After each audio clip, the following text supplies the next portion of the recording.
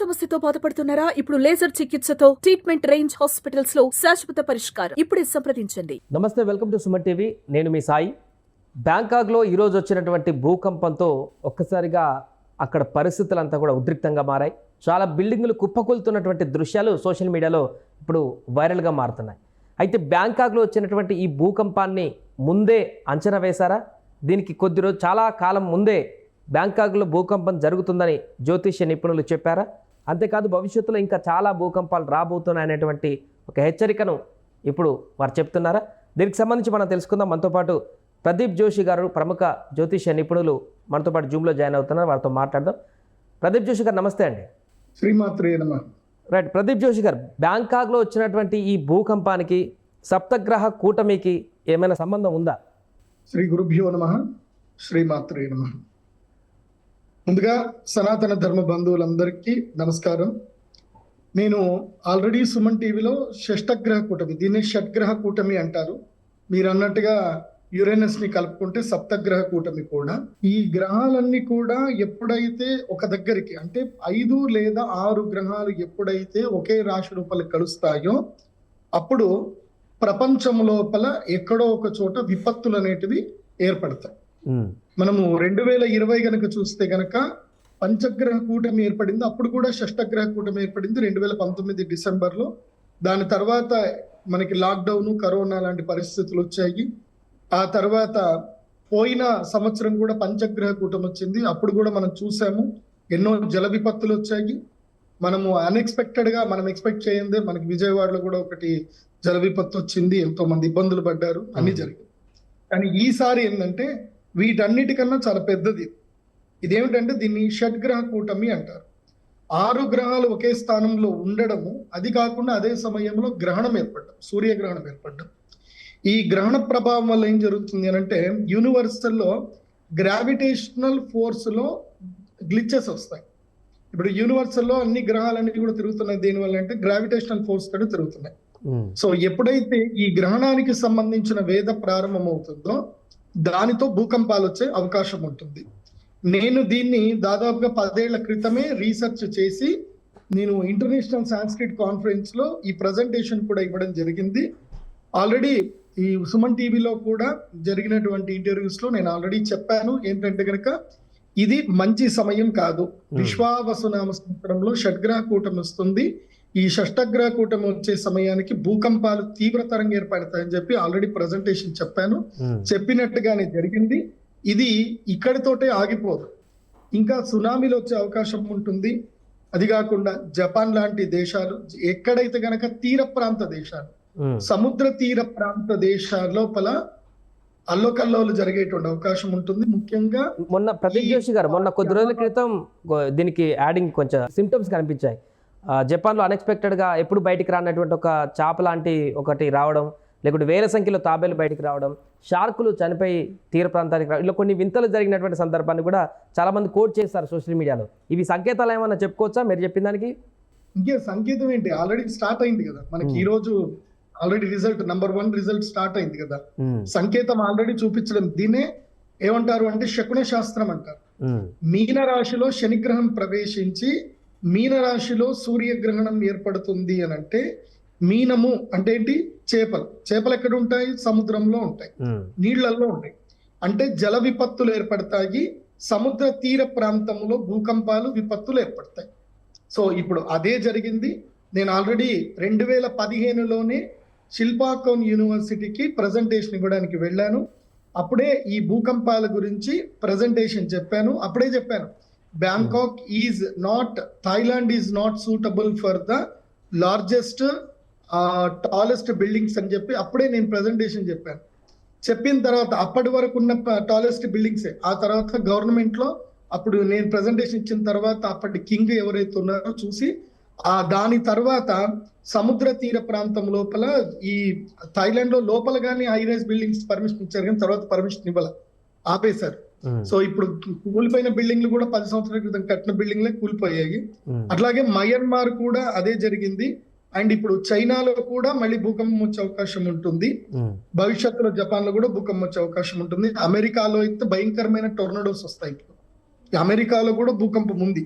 Okay, ఇది మన దేశానికి ఏమైనా ఎఫెక్ట్ చూపించేటువంటి అవకాశం ఉందా? మీరు చెప్పినటువంటి ఈ గ్రహం కానీ దీనికి సంబంధించిన ఎఫెక్ట్ మన దగ్గర ఏ విధంగా కనిపించే అవకాశం ఉందా? నేను ఆల్రెడీ మన సుమన్ టీవీలోనే చెప్పాను. మళ్ళీ అందరికి ప్రేక్షకులందరికీ చెప్తుంది ఏంటంటే, సుమన్ టీవీ నేను రాశిఫలాలు చెప్పాను, పంచాంగ శ్రవణం చెప్పాను, అందరూ కూడా చూడండి. ఎక్కడైతే స్త్రీలు గౌరవింపబడతారో, ఎక్కడైతే అందరికీ అన్నదానాలు జరుగుతాయో, ఎక్కడైతే నిత్య హోమ యజ్ఞ యాగాదులు జరుగుతాయో అక్కడ విపత్తులు రావు. మన భారతదేశంలో అన్నదానాలు జరిగినన్ని రోజులు, స్త్రీలని గౌరవించినన్ని రోజులు, స్త్రీలు హింసకి గురి కానన్ని రోజులు మన దేశం బాగానే ఉంటుంది. బ్యాంకాక్ లో ఎందుకు వచ్చింది మీకు తెలుసు కదా. బ్యాంకాక్ లో ఏం జరుగుతుంది సంకేతం చెప్పాను కదా, విశ్వావసునామ సంవత్సరం. ఎక్కడైతే స్త్రీలు ఆట వస్తువులుగా అమ్మబడతారో, ఎక్కడైతే జూదం ఎక్కువగా ఉంటుందో, ఎక్కడైతే క్రైమ్ రేట్లు ఎక్కువగా ఉంటాయో అక్కడ భూకంపాలు వస్తాయి, విపత్తులు వస్తాయి. సో ప్రకృతి క్లీన్ చేసుకోవాలి కదా, మానవాళికి గుణపాఠాలు చెప్పాలి కదా. సో ఆ చెప్పడమే ప్రకృతి యొక్క పని. అదే విశ్వావసునామ సంవత్సరం. విశ్వావసునామ సంవత్సరంలో శనిగ్రహం పూర్తిగా టేక్ ఓవర్ తీసుకుంటున్నాడు. సో ఈ సంవత్సరం పూర్తిగా సూర్యుడు, శని ఇవి 7 నవనాయకుల్లో ఉన్నారు కాబట్టి 100% రిజల్ట్ ఉంటది. పాపం చేసిన వాడికి, తప్పు చేసిన వాడికి 100% దెబ్బలు దక్కుతాయి, మంచి చేసిన వాడికి 100% మంచి జరుగుతుంది. ఇప్పుడు బ్యాంకాక్ లో వచ్చినటువంటి భూకంపం అనేది ఇంతటితో ఆగిపోయినట్టేనా? గ్రహ కూటమి ఎఫెక్ట్ అనేది ఇంకా కొనసాగుతుంది అక్కడ? ఇప్పుడు ఆల్రెడీ అట్లా భూకంపం వచ్చింది కాబట్టి ఇంకా స్టాప్ అయినట్టేనా ఆ దేశంలో? 3 రోజులు ఎప్పుడైనా గుర్తుపెట్టుకోండి, గ్రహణానికి ముందు 2 రోజులు, గ్రహణానికి తర్వాత 2 రోజులు, గ్రహణం రోజు, ఈ 5 రోజుల పాటు ఎక్కడైనా భూకంపం 100% సంభవిస్తుంది. మీకు దీన్ని ఆల్రెడీ నేను రీసెర్చ్ చేశాను. ఇఫ్ యు పర్మిట్, మీకు టైం ఉంది అని అంటే నేను ఆ ప్రజెంటేషన్ ఇస్తాను, ఓకేనా మీకు? సో ఇప్పుడు ఇది స్క్రీన్ మీద చూపిస్తున్నా చూడండి. ఇది వసుదైవ కుటుంబం అని international association of Sanskrit studies లో నాకు 16th వరల్డ్ సాంస్క్రిట్ కాన్ఫరెన్స్ ఉన్నప్పుడు నాకు ఇన్విటేషన్ వచ్చింది.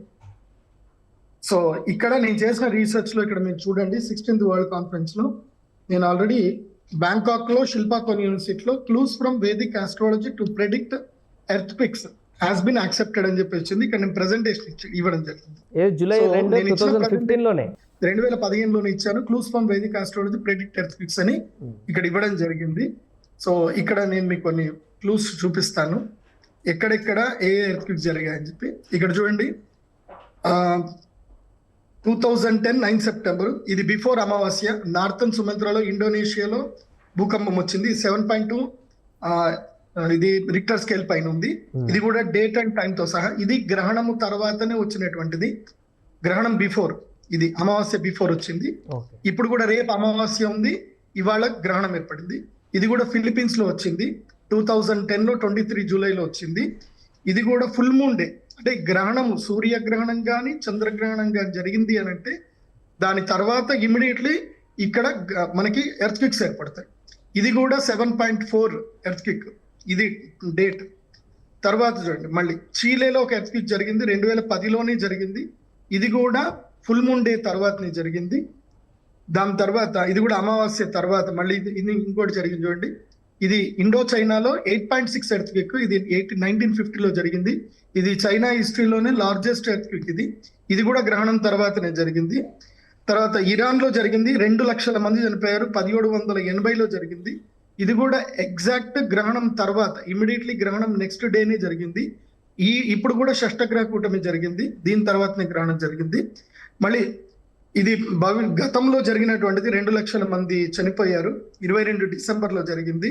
సో ఇది కూడా షష్టగ్రహ కూటమి, అప్పుడు కూడా జనాలు చనిపోయారు. 2010 జనవరిలో కూడా హైతీలో జరిగింది, 7.2 lakhs మంది చనిపోయారు ఇక్కడ. సో మళ్ళీ చైనా చీలీలో ఒక ఎర్త్క్వేక్ జరిగింది, 1 లక్ష మంది చనిపోయారు. ఇది కూడా ఫుల్ మూన్ డే తర్వాతనే జరిగింది. ఇది కూడా చంద్రగ్రహణం అప్పుడే జరిగింది. సో అలాస్కాలో 1964లో జరిగింది. ఇది అమెరికన్ హిస్టరీలోనే చాలా పెద్ద ఎర్త్క్వేక్ ఇది. సో జియోలాజికల్ చేంజెస్ జరిగాయి 1964 తర్వాత. ఇది కూడా చంద్రగ్రహణం తర్వాత జరిగింది. నెక్స్ట్ ఇంకోటి షాంఘైలో ఒక ఎర్త్క్వేక్ జరిగింది, 8,30,30,000 మంది చనిపోయారు. ఇది 1556లో జరిగింది. సో ఇది కూడా 1976లో ఒక టంగ్షాన్లో ఒక ఎర్త్క్వేక్ జరిగింది చైనాలో. ఇది కూడా పంచగ్రహ కూటమి తర్వాతనే జరిగింది. ఇది కూడా లార్జెస్ట్. దీంట్లో 6,55,000 మంది చనిపోయారు అప్పట్లో. ఇది ఎగ్జాక్ట్, ఇది సునామీ కూడా ఏర్పడింది. ఇది లేటెస్ట్ గా 2010 అప్పుడు ఏర్పడిన సునామీ ఇది. ఇది కూడా ఫుల్ మూన్ తర్వాతనే జరిగింది. 1737లో ఒక ఎర్త్క్వేక్ జరిగింది, 3 లక్షల మంది చనిపోయారు. ఇది కూడా ఫుల్ మూన్ డే తర్వాతనే జరిగింది. సో మళ్ళీ ఇదొకటి కూడా చెప్తే, గుజరాత్ లో జరిగిన ఎర్త్క్వేక్ ఒకటి మన భారతదేశంలో జరిగింది, 2001లో జరిగింది. సో ఇది day after black moon day. ఇది కూడా సూర్యగ్రహణం తర్వాతనే జరిగింది. ఈ ఎర్త్క్వేక్ లో 1,97,000 మంది చనిపోయారు. సో మనకి సునామీ మన భారతదేశంలో కలిచివేసిన సంఘటన ఏంటంటే 2004లో జరిగింది. ఇది కూడా చంద్రగ్రహణం తర్వాతనే, ఫుల్ మూన్ డే తర్వాతనే ఈ గ్రహణం, ఇది మనకి ఎర్త్క్వేక్ వచ్చింది. అప్పుడు కూడా చాలా మంది చనిపోవడం జరిగింది. చెన్నై అండ్ ఇండోనేషియాలో చాలా పెద్దనైనటువంటివి జరిగాయి. సో నేను ఇక్కడ చెప్పేది ఏంటంటే, how can astrology predict earthquake? By observing moon and sun lunar and sun eclipse days as well as full moon and black moon days based on planetary position, symptoms of clouds, behaviour of animals. So మనకి animals మనకి ఎప్పుడైనా మనకి చూపిస్తాయి. ఇప్పుడు ఈ భూకంపం ఏర్పడింది మయన్మార్లో, Bangkok లో భూకంపం ఏర్పడింది. దీనికి మనకి సిమ్టమ్ ఆల్రెడీ చేపలు ఇవన్నీ కూడా మనకి చూపించాయి, సముద్రం నుంచి ఒడ్డుకొచ్చి చూపించాయి. ఎస్, సముద్ర తీరంలో ఒక పెద్ద భూకంపం రాబోతుంది అని చూపించింది. సో ఆ సిమ్టమ్ ఆల్రెడీ ఉంది. సో ఎప్పుడెప్పుడు ఎర్త్క్వేక్స్ వస్తాయనే దాన్ని కూడా నేను మీకు చెప్పాను. Where do earthquakes? 3 days before, after full moon days and black moon day. 100% after lunar and sun eclipse. అంటే సోలార్ ఎక్లిప్స్ జరిగినా, ల్యూనార్ ఎక్లిప్స్ జరిగినా 100% ఎక్కడైతే 4, 5 ఇంకా 6 గ్రహాలు ఉన్నాయంటే ఇంకా 100% డౌట్ లేదు, పక్కా ఎర్త్క్వేక్ వస్తుంది, భూకంపం వస్తుంది. So when sun or moon surrounded by a circle, మనము సూర్యుడికి కానీ చంద్రుడికి కానీ ఒక వలయాకారం ఎప్పుడైతే మనము ఆకాశంలో చూస్తామో, దానికి ఎక్కడైతే ఆ వలయాకారం కనిపిస్తుందో అక్కడ 1000 కిలోమీటర్స్ రేడియస్ లో 100% ఎర్త్క్వేక్ వస్తుంది. సో ఇవన్నీ కూడా నేను 100% చేసిన రీసెర్చ్. సో గ్రహణం తర్వాత ఎక్కడెక్కడ రీసెర్చ్ వచ్చాయనేది కూడా, ఇప్పుడు మనకి ఎర్త్క్వేక్ వచ్చేటువంటి ప్లేసెస్ ఏంది అని కూడా నేను ఆల్రెడీ రీసెర్చ్ చేసి, ఇదిగో ఈ red mark, black mark, yellow mark ఉన్న ప్లేస్లో ఎర్త్క్వేక్స్ వస్తాయి. మన అదృష్టం ఏంటంటే మన భారతదేశం అయితే లేదు, అండ్ మన హైదరాబాద్, తెలంగాణ అయితే అస్సలు లేనే లేదు. సో మనం బాధపడాల్సిన అవసరం లేదు. కానీ నేను తెలంగాణ గవర్నమెంట్ కానీ, ఆంధ్ర గవర్నమెంట్ కానీ, ఎవరికైనా నేను ప్రభుత్వాలకి, అధికారులకు నేను రిక్వెస్ట్ చేసేది ఏంటంటే, హై రైజ్ బిల్డింగ్లకి పర్మిషన్స్ ఇవ్వకండి. ఎప్పటికైనా భూకంపాలు వస్తానే ఉంటాయి. మానవ జీవితం శాశ్వతం కాదు, ఇళ్ళు మాత్రమే శాశ్వతంగా ఉంటాయి. తరతరాలు ఇళ్ళు ఎంజాయ్ చేయాలి. తొందరపడి హై రైజ్ బిల్డింగ్లు కొనుక్కోకండి. ఎప్పటికైనా ఎవ్రీ 30 సంవత్సరాలకి, ప్రతి 30 సంవత్సరాలకు ఒక్కసారి భూమి అనేటువంటిది రిఫ్రెష్ చేసుకుంటుంది. 120 సంవత్సరాలకు ఒకసారి గ్యారంటీగా రిఫ్రెష్ చేసుకుంటుంది. సో తరతరాలు హ్యాపీగా ఉండాలి అని అంటే అందరూ చక్కగా ఇండిపెండెంట్ హౌస్ లోనే ఉండండి. హై రైజ్ బిల్డింగ్లు కోట్లు పెట్టి కొనుక్కోకండి. మీరు పర్మిషన్లు అస్సలు ఇవ్వకండి. భూగర్భ జలాల్ని కాపాడండి. భూగర్భ జలాలు మీరు కాపాడని రోజులు, ప్రకృతిని మనం ప్రేమించిన రోజులు ఇలాంటి విపత్తులు జరుగుతూనే ఉంటాయి.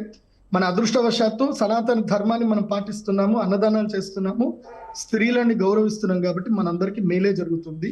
సో ఎక్కడైతే స్త్రీలు, శిశువులు గౌరవింపబడతారో, అందరికి అన్నదానాలు జరుగుతాయో, ఎక్కడైతే ఆనందం ఉంటుందో, ఎక్కడైతే మోసాలు, అధర్మాలు జరగవో అక్కడ భూకంపాలు రావు. Right. Thank you Pradeep Joshi గారు. సో మొత్తానికి అది ప్రస్తుతం బ్యాంకాక్లో భూకంపం రావడానికి గల కారణం సప్తగ్రహ కూటమిలో వచ్చినటువంటి మార్పులు చేర్పులే అంటూ గతంలో ప్రదీప్ జోషి గారు సుమన్ టీవీకి ఇచ్చినటువంటి ఇంటర్వ్యూలో భాగంగా చెప్పినటువంటి మాటలు ఈరోజు వాస్తవమయం అంటూ కూడా వారు చెప్తున్నారు. భవిష్యత్తులో ఇంకా చాలా వచ్చేటువంటి అవకాశం ఉందంటూ కూడా వారు చెప్తున్నారు. ఇదంతా కూడా జ్యోతిష శాస్త్రంలో ముందే దీన్ని గ్రహించి పూర్తిగా వివరణాత్మకంగా కూడా నేను వివరించారంటూ కూడా ప్రదీప్ జోషి గారు చెప్తున్నటువంటి వివరాలు అయితే ఇప్పటివరకు చూసాను.